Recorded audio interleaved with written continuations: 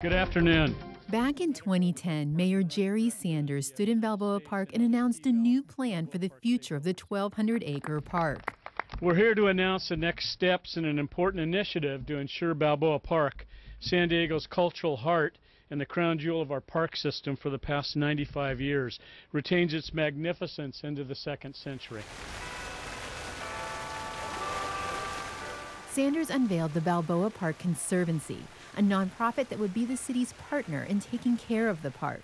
The city simply doesn't have the resources to provide the level of care that this magnificent park deserves.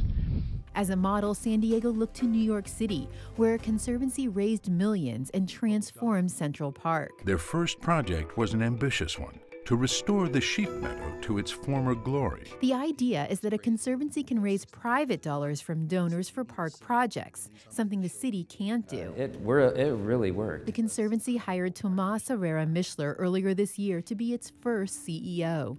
Municipal work can go only so far sometimes. I mean, there are a lot of limitations to how public dollars can be spent. So having the ability to bring some private dollars into a project can be really transformational.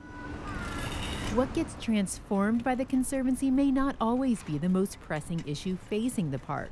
The water main system is 100 years old and needs to be overhauled. But the Conservancy's first big fundraising campaign is for the restoration of the Botanical Building. Carol Littlejohn Chang is president of the Conservancy's board.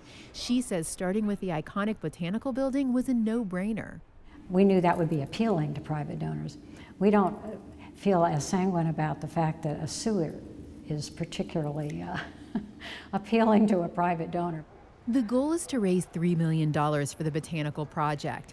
Chang says they've raised about $500,000 so far.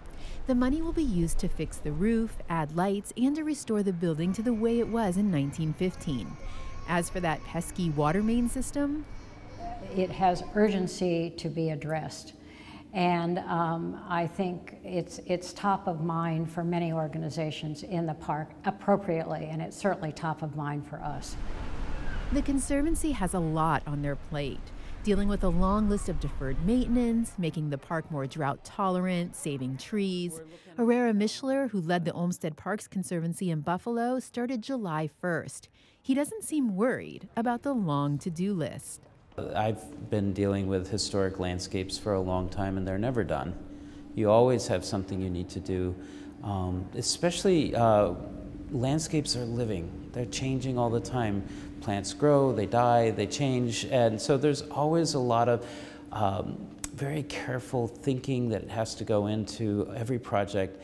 That's why, you know, we can't rush into any project. It has to be very carefully thought through. Some say the Conservancy needs to speed things up. It's been around for 5 years and doesn't have much to show for it. You know, I think that's legitimate as a comment. My response back to it would be that we took some time, obviously, to organize. We didn't exist. She says they had to build relationships with park leaders. This is tricky because each organization is also courting donors. Another kid on the fundraising block is not always welcome. Look at this tower, the paint is peeling, the stucco is coming off. One of the most vigilant guardians of the park's future is Mike Kelly, who runs the Committee of 100, a preservation group. And it doesn't look the same, and the paint doesn't adhere the same. He charts every crack in every building, and there are a lot of them. He has high hopes for the Conservancy and will be watching their every move. Public officials often call Balboa Park the city's crown jewel. You might call Kelly the keeper of the crown. I think everyone who comes to Balboa Park would consider it to be the crown jewel, even though the crown is tarnished and probably a few jewels are missing. Chang and Herrera Mischler say the Conservancy is the key to preserving that crown long into the future. Angela Carone, KPBS News.